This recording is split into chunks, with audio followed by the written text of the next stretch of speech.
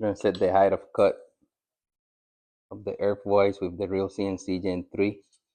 So this is the old method of I was doing it. So you put on the roll, then you basically move the bolt up, measure the bolt, and so let's see how this thing works now.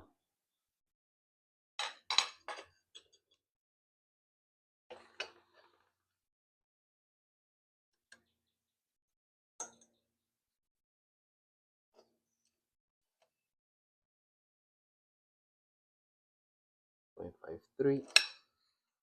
So in this setup, the front roller has always have to be higher than the lower roller. If not, the blades can hit the ground before they make contact on the bent knife. I have to make sure the back one, so it sits up like that. So let's see if I can get it to 0.5.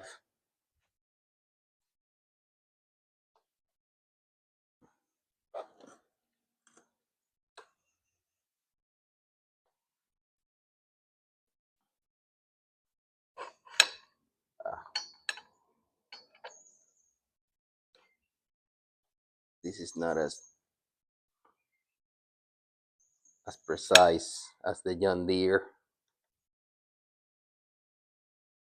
I think.